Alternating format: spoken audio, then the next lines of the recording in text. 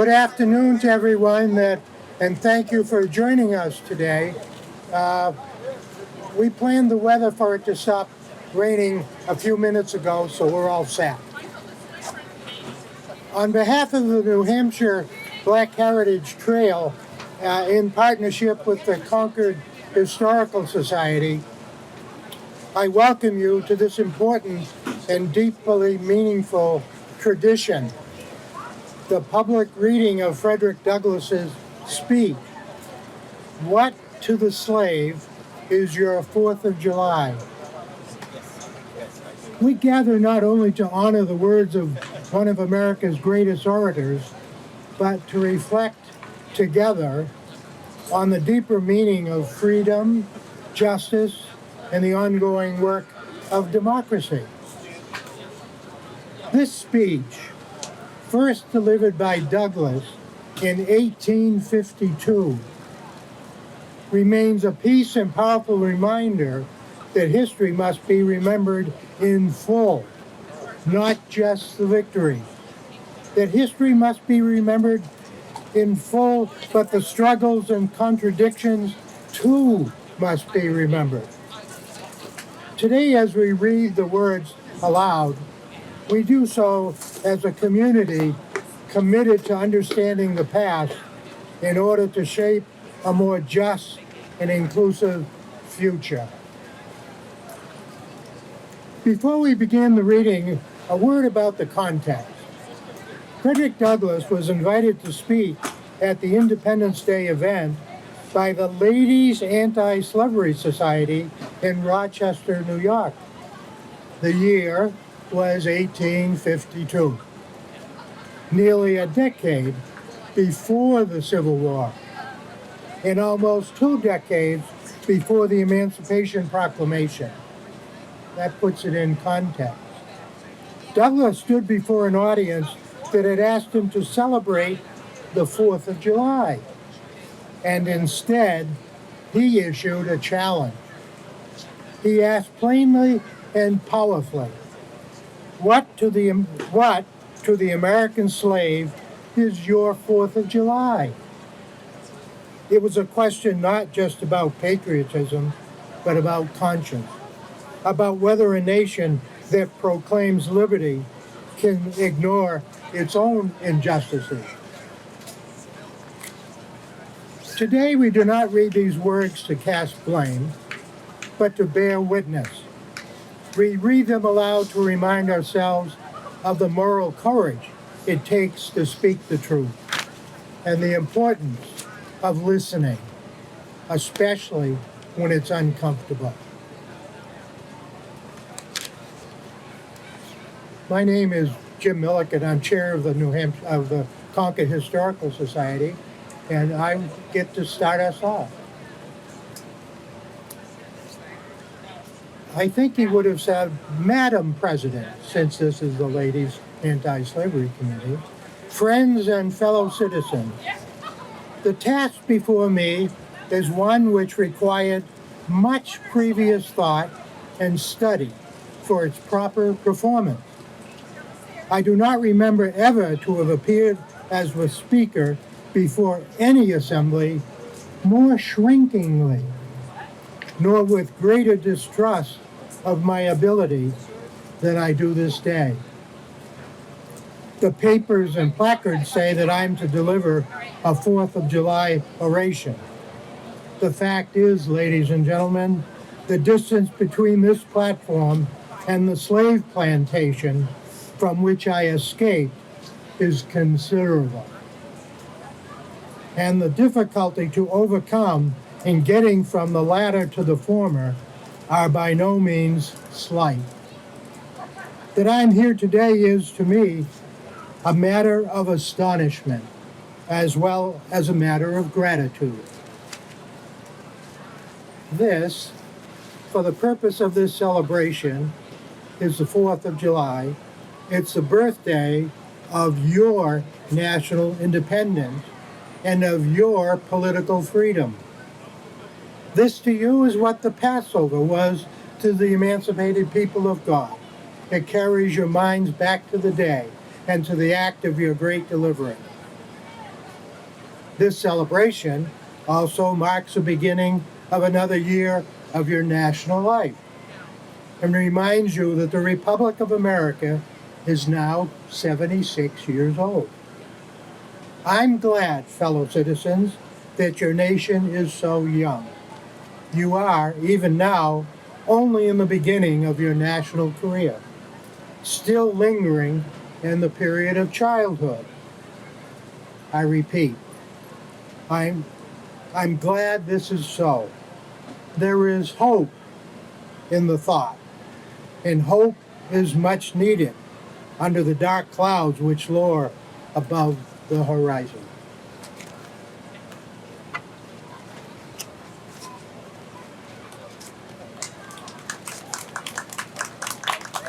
Fellow citizens, 76 years ago, the people of this country were British subjects.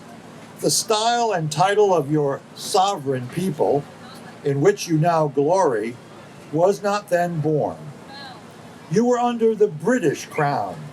Your fathers esteemed the English government as the home government, England as the fatherland, although a considerable distance from your home did impose in the exercise of its parental prerogatives upon its colonial children such restraints, burdens, and limitations as, in its mature judgment, it deemed wise, right, and proper.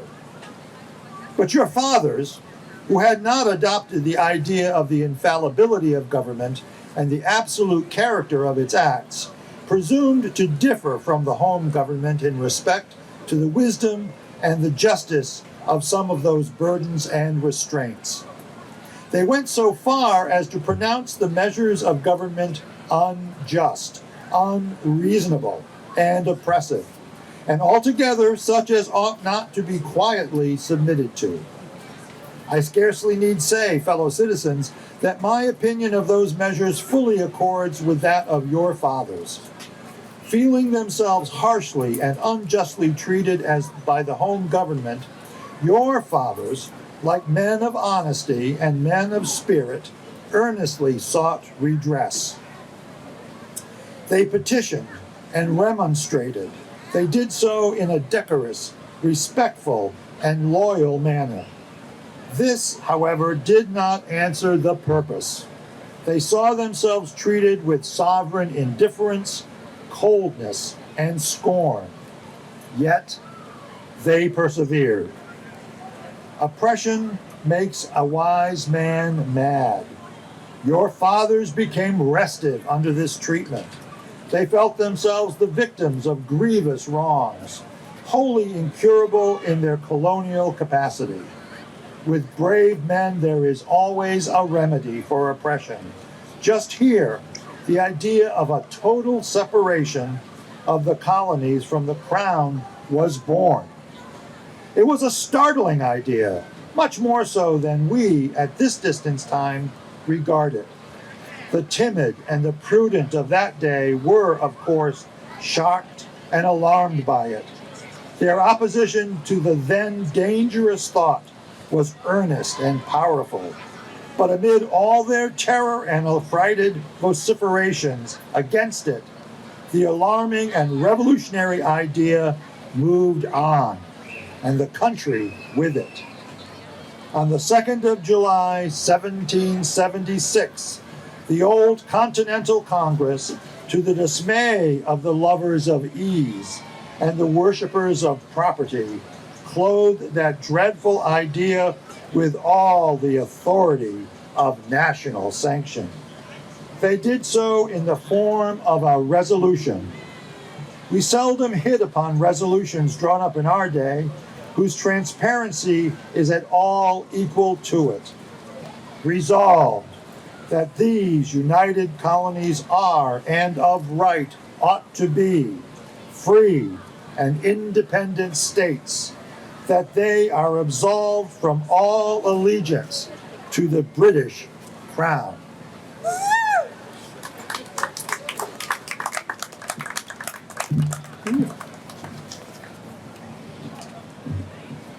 Citizens, your fathers made good the resolution.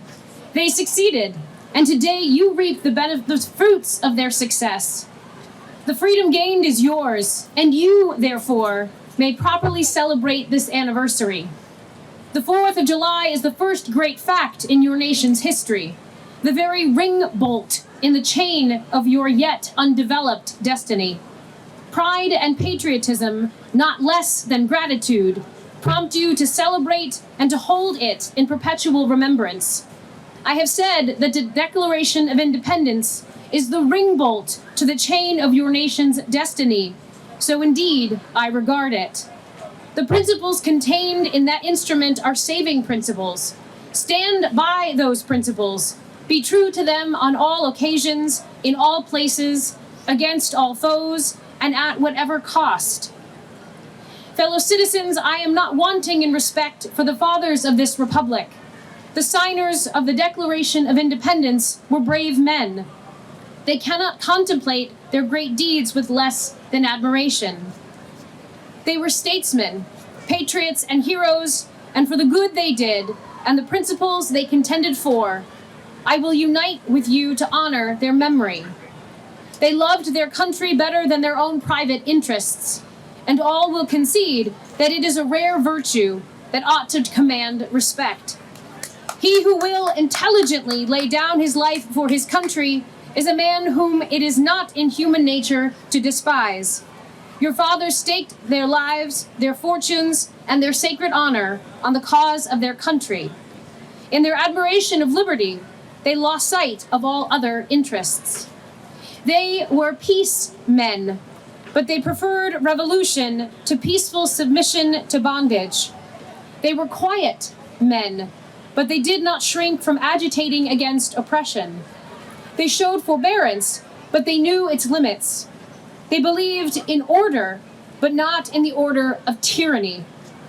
With them, nothing was settled that was not right. With them, justice, liberty, and humanity were final, not slavery and oppression. You may well cherish the memory of such men. They were great in their day and generation. Their solid manhood stands out more as we contrast it with these degenerate times. How circumspect, exact, and proportionate were all their movements. How unlike the politician of an hour. Their statesmanship looked beyond the passing moment and stretched away in strength into the distant future. Mark them, fully anticipating the hardship to be encountered, firmly believing in the right of their cause, wisely measuring the terrible odds against them. Your fathers, the fathers of this republic, laid the cornerstone of the national superstructure which has risen and still rises in grandeur around you. Of this fundamental work, this day is the anniversary. Our eyes are met with demonstrations of joyous enthusiasm. The causes which led to the separation of the colonies from the British Crown have never lacked for a tongue. They have all been taught in your common schools, narrated at your firesides, unfolded from your pulpits, and thundered from your legislative halls, and are as familiar to you as household words. They form the staple of your national poetry and eloquence. I leave, therefore, the great deeds of your fathers to others.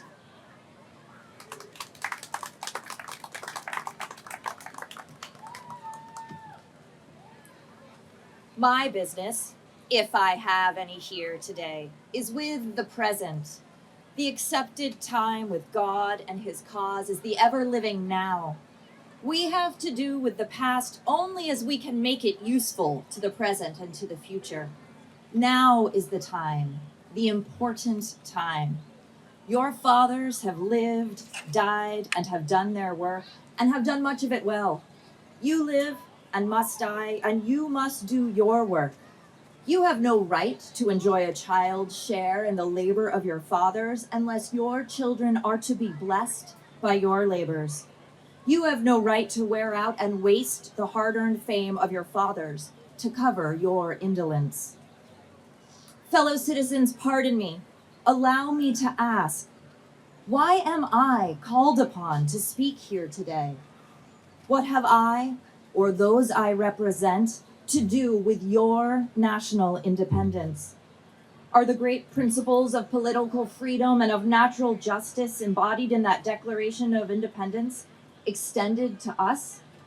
And am I therefore called upon to bring our humble offering to the national altar and to confess the benefits and express devout gratitude for the blessings resulting from your independence to us?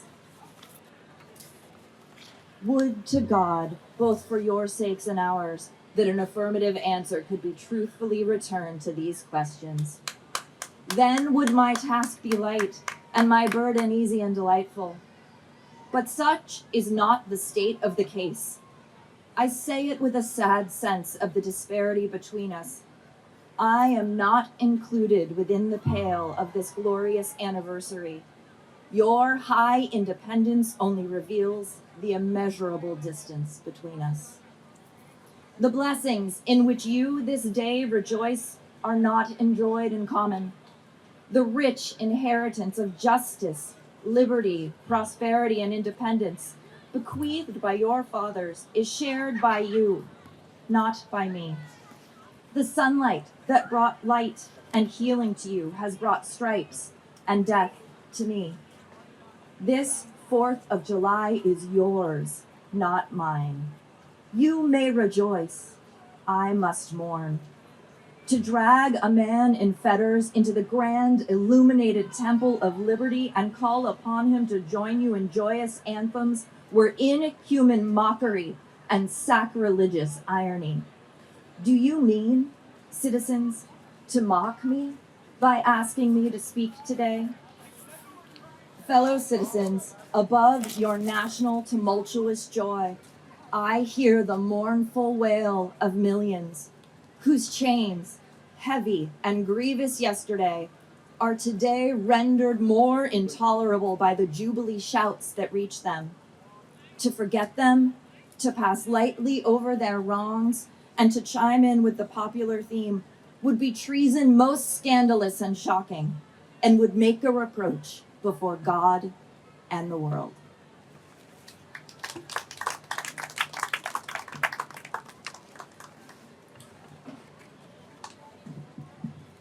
My subject, them fellow citizen, is American slavery. I shall see this day from the slave point of view.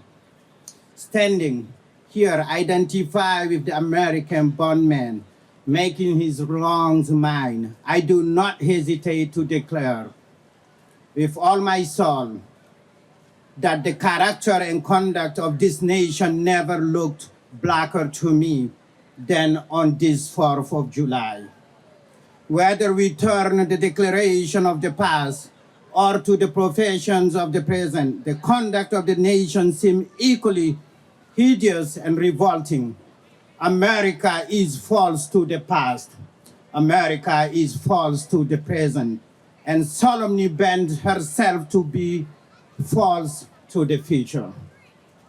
Standing with God and the crushed and blinding slave on this occasion, I will, in the name of humanity which is outraged, in the name of liberty which is fettered, in the name of the Constitution and the Bible, which are disregarded and trampled upon, dare to call a caution and to denounce with all the emphasis I can command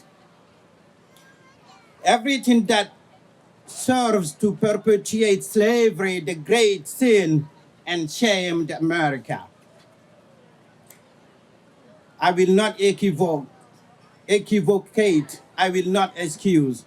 I will use the severest language I can command, and yet not one shall escape me that any man whose judgment is not blended by prejudice or who is at heart a slaveholder shall not confess to be right and just.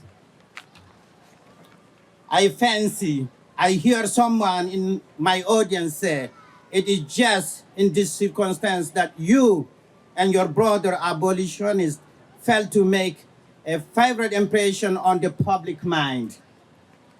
Would you agree more and denounce less? Would you persuade more and revoke less? your cause would be much more likely to succeed. But I submit, whether all is plain, there is nothing to be argued. What point in the anti-slavery code would you have me argue? On what branch of the subject do the people of this country need light? Must I undertake to prove that the slave is a man? The slaveholder themselves acknowledge it in the enactment of laws for this government. They acknowledge it when they punish disobedience on the part of the slave.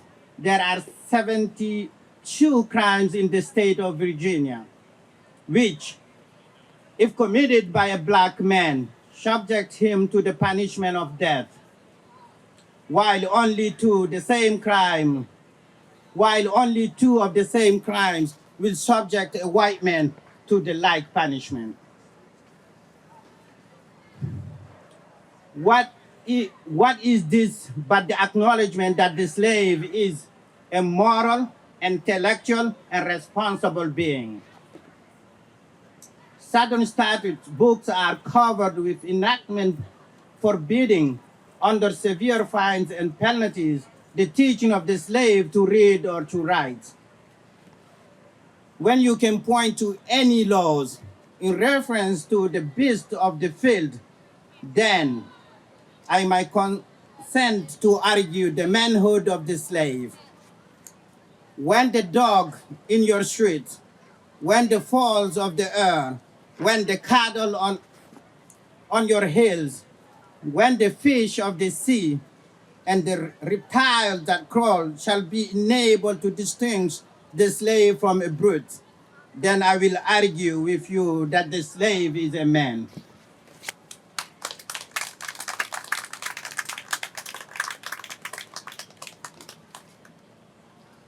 Is it not astonishing that while we are plowing, planting, and reaping, using all kinds of mechanical tools, erecting houses, constructing bridges, building ships, working in metals of brass, iron, copper, silver, and gold, that while we are reading, writing, and ciphering, acting as clerks, merchants, and secretaries, having among us lawyers, doctors, ministers, poets, authors, editors, orators, and teachers, that while we are engaging in all manner of enterprises common to other men, digging gold in California, capturing the whale in the Pacific, feeding sheep and cattle on the hillside, living, moving, acting, planning, living in families as husbands, wives, and children, and above all, confessing and worshiping the Christian's God, and looking hopefully for life and immortality beyond the grave,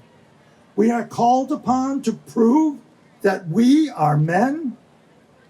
Would you have me argue that man is entitled to liberty, that he is the rightful owner of his own body? You have already declared it. Must I argue the wrongfulness of slavery? Is it to be settled by the rules of logic and argumentation as a matter beset with great difficulty, involving a doubtful application of the principle of justice, hard to be understood? How should I look today in the presence of Americans to show that men have a natural right to freedom? To do so would be to make myself ridiculous and to offer an insult to your understanding. There is not a man beneath the canopy of heaven that does not know that slavery is wrong for him. What? Am I to argue that it is wrong to make men brutes, to rob them of their liberty, to work them without wages, to keep them ignorant of their relations to their fellow men, to beat them with sticks, to flay their flesh with the lash, to load their limbs with irons, to hunt them with dogs, to sell them at auction, to sunder their families, to knock out their teeth, to burn their flesh, to starve them into obedience and submission to their masters? Must I argue that a system that thus marked with blood and stained with pollution is wrong? No, I will not. I have better employments for my time and strength than such arguments would imply. What then remains to be argued? Is it that slavery is not divine? That God did not establish it? That our doctors of divinity are mistaken? There is blasphemy in the thought. That which is inhuman cannot be divine. Who can reason on such a proposition? I cannot. The time for such argument is past. At a time like this, scorching irony, not convincing argument, is needed. Oh, had I the ability, and could I reach the nation's ear, I would today pour out a fiery steam of biting ridicule, blasting reproach, withering sarcasm, and stern rebuke. For it is not light that is needed, but fire. It is not the gentle shower, but thunder. We need the storm, the whirlwind, and the earthquake. The feeling of the nation must be quickened. The conscience of the nation must be roused. The propriety of the nation must be startled. The hypocrisy of the nation must be exposed, and its crimes against God and man must be proclaimed and denounced.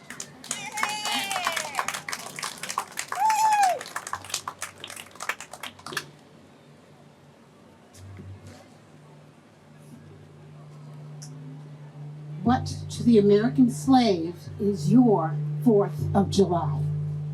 I answer, a day that reveals to him more than all other days in the year the gross injustice and cruelty to which he is the constant victim. To him, your celebration is a sham, your boasted liberty an unholy license, your national greatness, swelling vanity. Your sounds of rejoicing are empty and heartless. Your denunciation of tyrants, brass-fronted impudence, your shouts of liberty and equality, hollow mockery, your prayers and hymns, your sermons and thanksgivings, well, all your religious parade and solemnity are to him mere bombastic fraud, deception, impurity, and hypocrisy, a thin veil to cover all things which would disgrace a nation of savages. There is not a nation on the earth guilty of practices more shocking and bloody than are the peoples of these United States at this very hour. Go where you may, search where you will, roam through all the mockeries and despotisms of the old world, search out every abuse, and when you have found the last, lay your facts by the side of the everyday practices of this nation. You will say with me that for revolting barbarity and shameless hypocrisy, America reigns without a rival. Take the American slave trade, which we are told by the papers is especially prosperous just now, as the price of men was never higher, and which is carried on in all the large towns and cities in one state's half of this Confederacy. This trade is one of the peculiarities of American institution. In several states, this trade is the chief source of wealth. It is called the internal slave trade, in order to divert from its horror with which the foreign slave trade is contemplated. The foreign slave trade has long since been denounced by this government as piracy and is incredible traffic. To arrest it, this nation keeps a squandering at immense cost on the cost of Africa. Everywhere in this country, it is safe to speak of this foreign slave trade as the most inhuman traffic opposed alike to the laws of God and of man.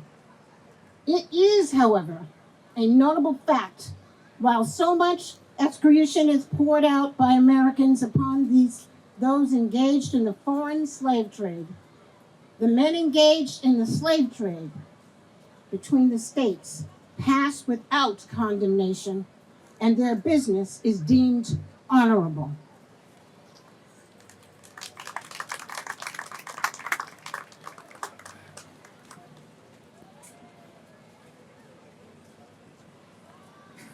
Behold the practical operation of the internal slave trade, the American slave trade, sustained by American politics and American religion. Here you will see men and women reared like swine for the market. You know what a swine drover is? I will show you a man drover. They inhabit in all of our southern states. They walk the country and crowd the highways of the nation with droves of human stock. You will see one of these human flesh jobbers armed with a pistol, a whip, and a Bowie knife, driving a company of 100 men, women, and children from the Potomac River to the market at New Orleans. These wretched people are to be sold singly or in lots to suit purchasers. They are food for the cotton field and the deadly sugar mill. Mark the sad procession as it moves wearily along, and the inhuman wretch who drives them. Hear his savage yells and blood-chilling oaths as he hurries on his scared captives. There, see the old man with his locks of thin and gray hair. Cast one glance, if you please, upon the young mother whose shoulders are bare to the scorching sun, her briny tears falling on the brow of the babe in her arms. See, too, that girl of 13, weeping, yes, weeping, as she thinks of the mother from whom she has been torn. The drove moves tardily. Heat and sorrow have nearly consumed their strength. Suddenly, you hear a quick snap, like the discharge of a rifle. The fetters clank and the chain rattles simultaneously. Your ears are saluted with a scream that seems to have torn its way into the heart of your soul. The crack you heard was the sound of the slave whip. The scream you heard was from the woman you saw with the babe. Her speed had faltered under the weight of her child and her chains. That gash on her shoulder tells her to move on. Follow this drove to New Orleans. Attend the auction. See men examined like horses. See the forms of women rudely and brutally exposed to the gaze of the American slave buyer. See this drove, sold and separated forever, and never forget the deep, sad sobs that arose from their scattered multitude. Tell me, citizens, tell me where under the sun you can witness a spectacle more fiendish and shocking. Yet this is but a glance of the American slave trade as it exists at this moment in the ruling part of America. I was born amid such sights and scenes. To me, the American slave trade is a terrible, terrible reality. The fleshmongers gather up their victims by the dozens and drive them, changed, to the seaport at Baltimore. When a sufficient number has been collected, there is a ship chartered for the purpose of conveying the forlorn crew to Mobile, Shreveport, or New Orleans. From the slave prison to the ship, they are usually driven in the darkness of night. In the deep, still darkness of midnight, I have often been aroused by the heavy footsteps and the pitiful cries of the chained gangs that pass our door. Fellow citizens, this murderous traffic is today an active operation in this boasted republic. In the solitude of my spirit, I see clouds of dust raised on the highways of the South. I see the bleeding footsteps. I hear the doleful wail of fettered humanity on the way to the slave markets, where the victims are to be sold like horses, sheep, and swine off to the highest bidder. There I see the tenderest ties ruthlessly broken to gratify the lust, caprice, and greed of the buyers and sellers of men. My soul sickens at the sight. But a still more inhumane, disgraceful, and scandalous state of things remains to be presented. By an act of the American Congress, not yet 2 years ago, slavery has been nationalized in its most horrible and revolting form. Mason-Dixon's line has been obliterated.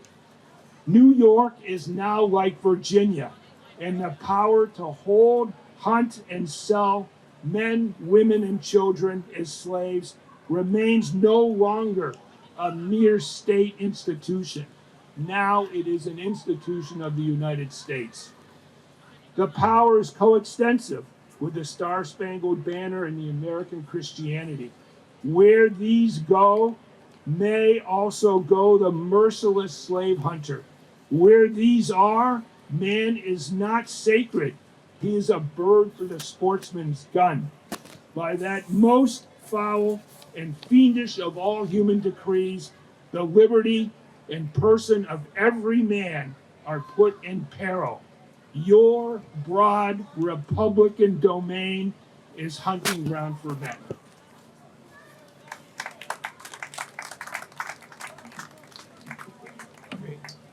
Your lawmakers have commanded all good citizens to engage in this hellish sport.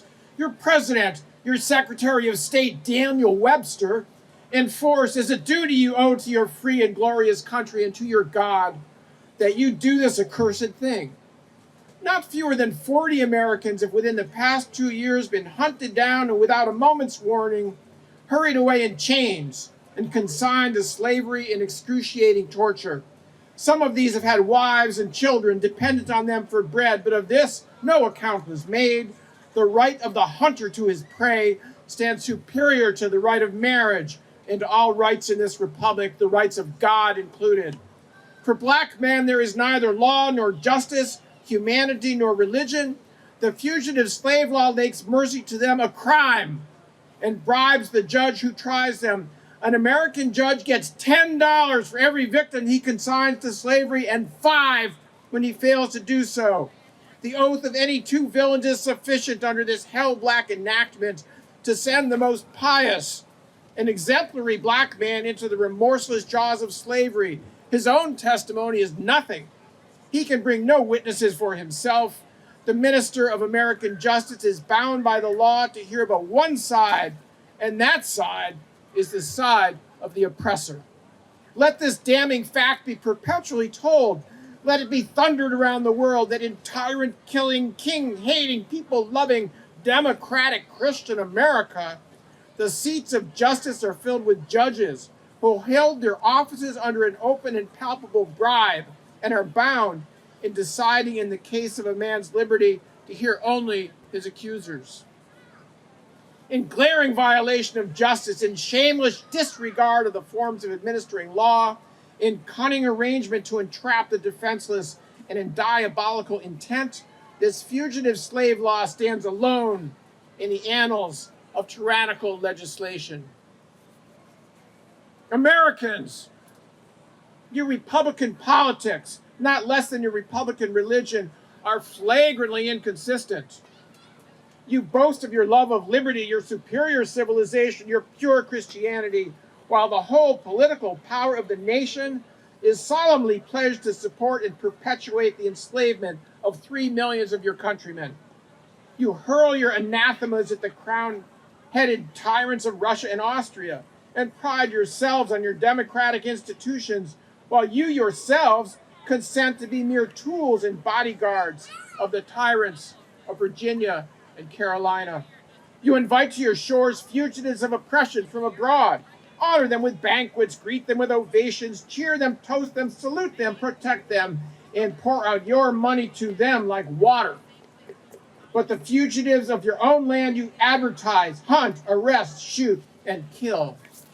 You glory in your refinement and your universal education, yet you maintain a system as barbarous and dreadful as ever stained the character of a nation, a system begun in avarice, supported in pride, and perpetuated in cruelty.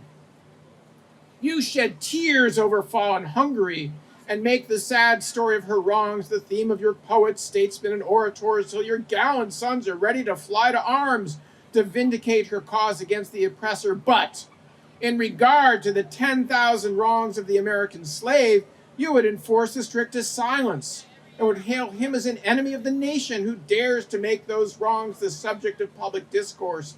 You are all on fire at the mention of liberty for France or for Ireland, but are as cold as an iceberg at the thought of liberty for the enslaved of America.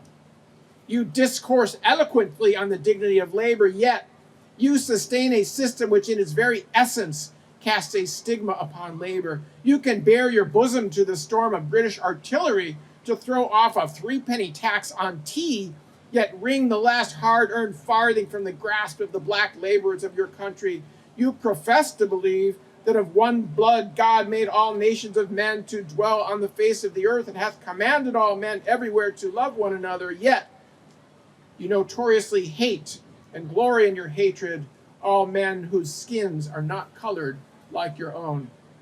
You declare before the world and are understood by the world to declare that you hold these truths to be self-evident, that all men are created equal and are endowed by their Creator with certain inalienable rights, and that among them are life, liberty, and pursuit of happiness. And yet, you hold securely in bondage which, according to your own Thomas Jefferson, is worse than ages of that which your fathers rose in rebellion to oppose, a 7th part of the inhabitants of your country.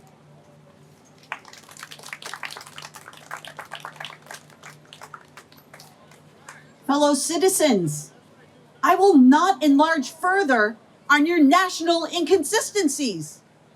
The existence of slavery in this country brands your republicanism as a sham, your humanity as a base pretense, and your Christianity as a lie. It destroys your moral power abroad. It corrupts your politicians at home. It saps the foundation of religion. It makes your name a hissing and a byword, a mockery to this earth. It is the antagonistic force in your government, the only thing that seriously disturbs and endangers your union. It fetters your progress. It is the enemy of improvement, the deadly foe of education, the fosterers of pride. It breeds insolence. It promotes vice. It shelters crime. It is a curse to the earth, and you support it. And yet you cling to it as if it were a sheet of armor. On all your hopes, be warned. A horrible reptile is coiled up in your nation's bosom. The venomous creature is nursing at the tender breast of your youthful republic. For the love of God, tear away and fling from your hideous monster, and let the weight of 10 millions crush and destroy it forever. But it is answered in reply to all this that precisely what we have now denounced is in fact guaranteed and sanctioned by the Constitution of the United States. That the right to hold and to hunt slaves is a part of the Constitution framed by the illustrious fathers of this republic. Then I dare to affirm, notwithstanding all that I have said before, your fathers, instead of being honest men, I have before declared them to be, they were the veriest impostors that have practiced of mankind. This is the inevitable conclusion, and from this there is no escape. But I differ from those who charge this baseless of the framers of the Constitution of the United States. It is a slander upon their memory, at least so I believe, and others have, as I think, fully and clearly vindicated the Constitution from any design to support slavery of the hour. Allow me to say in conclusion, notwithstanding the dark picture I have this day presented to the state of the nation, I do not despair for this country. There are forces in operation which must inevitably work to the downfall of slavery. The arm of the Lord is not shortened, and the doom of slavery is certain. I therefore leave where I began, with hope,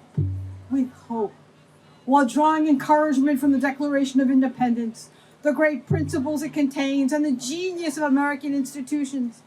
My spirit is also cheered by the obvious tendencies of the age.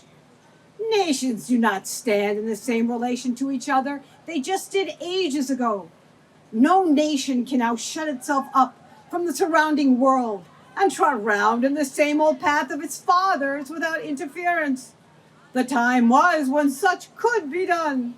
Long established customs of hurtful character could formally fence themselves in and do their evil work with social impunity. Knowledge was then confined and enjoyed by the privileged few, and the multitude walked on in mental darkness. But a change has now come over the affairs of mankind. Walled cities and empires have become unfashionable. The arm of commerce has borne away the gates of the strong city. Intelligence is penetrating the darkest corners of the globe. It makes its pathway over and under the sea, as well as on the earth. Wind, steam, and lightning are its chartered agents. Oceans no longer divide, but link nations together. From Boston to London is now a holiday excursion. Space is comparatively annihilated. Thoughts expressed on one side of the Atlantic are distinctly heard on the other.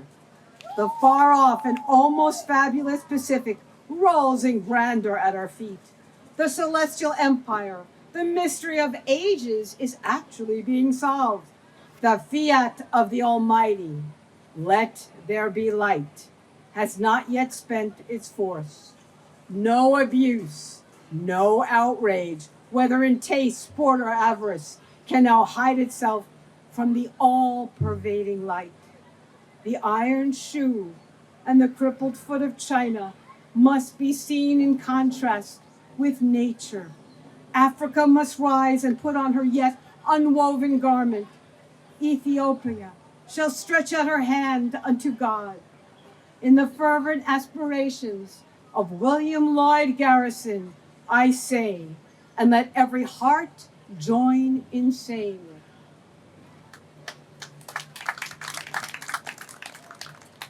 Sing Godspeed the year of Jubilee the wide world o'er, when from their galling chains set free the oppressed shall vilely bend the knee, and wear the yoke of tyranny like brutes no more. That year will come and freedom's reign to man his blundered rights again restore. Godspeed the day when human blood shall cease to flow, in every clime be understood the claims of human brotherhood, and each return for evil good, not blow for blow. That day will come all feuds to end, and change into a faithful friend each foe.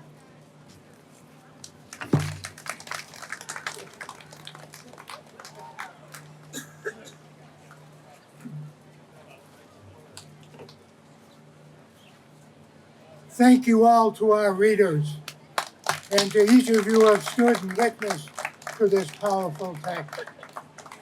Frederick Douglass did not give up on this country. He believed in its potential, and he held it accountable to its ideas and ideals. That legacy is ours to carry forward. As we approach the 4th of July, may we celebrate not only our freedoms, but also our responsibilities to each other and to our communities and to history itself. Let us continue the conversation, not just today, but every day. Thank you for being part of it. Enjoy your weekend, and may your reflections be as meaningful as your celebrations. Thank you for being here.